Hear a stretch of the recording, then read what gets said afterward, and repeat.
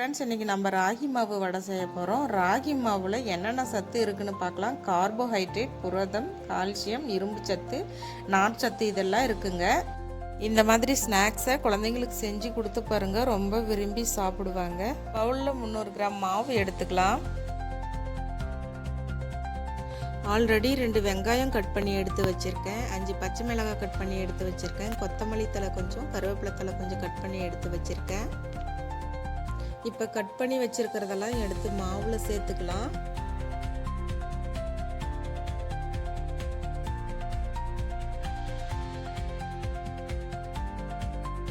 தேவையான அளவு உப்பு சேர்த்துக்கலாம். இப்போ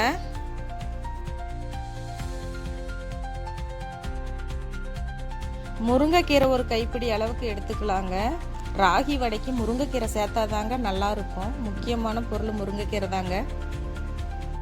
சோடா மாவு கொஞ்சம் சேர்த்துக்கலாங்க.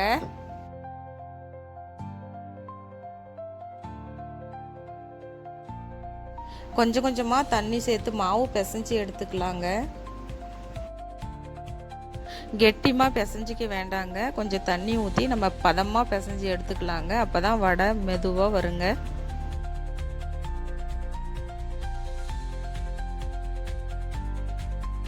இந்த மாதிரி பதமாக பிசைஞ்சு எடுத்துக்காங்க. அடுப்பு பற்ற வச்சு நம்ம கடாய் வச்சு சூடு பண்ணிக்கலாங்க. கடாய் சூடாயிடுச்சுங்க. எண்ணெய் ஊற்றிக்கலாம்.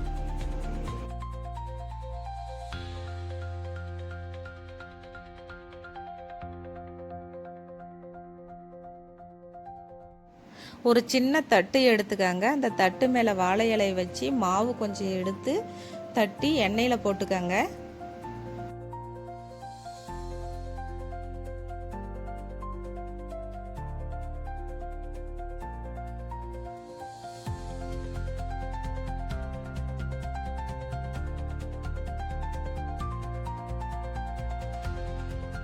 வெந்து வரது நமக்கு தெரியுது பாருங்க. இன்னொரு பக்கம் திருப்பி போட்டுக்கலாம்.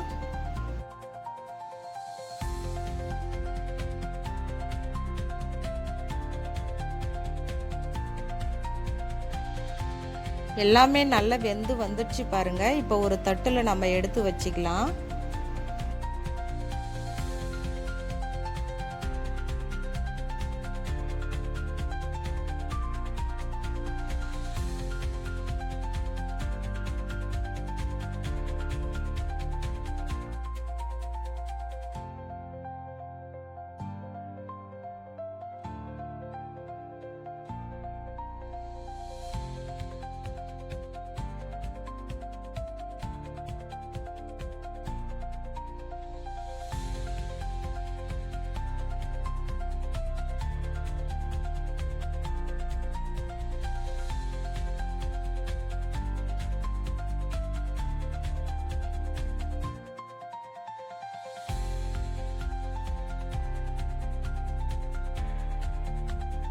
இருந்த மாவு எல்லாமே வடை செஞ்சு எடுத்து வச்சாச்சு.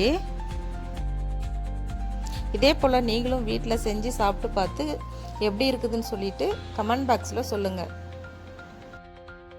லைக் பண்ணுங்கள், ஃப்ரெண்ட்ஸ் அண்ட் ஃபேமிலிக்கு ஷேர் பண்ணுங்கள். இன்னும் இது போல் வீடியோக்களை பார்க்க கலை மேக்ஸ் சேனலை சப்ஸ்கிரைப் பண்ணி பெல் ஐக்கானை ஆனில் போட்டுக்கோங்க.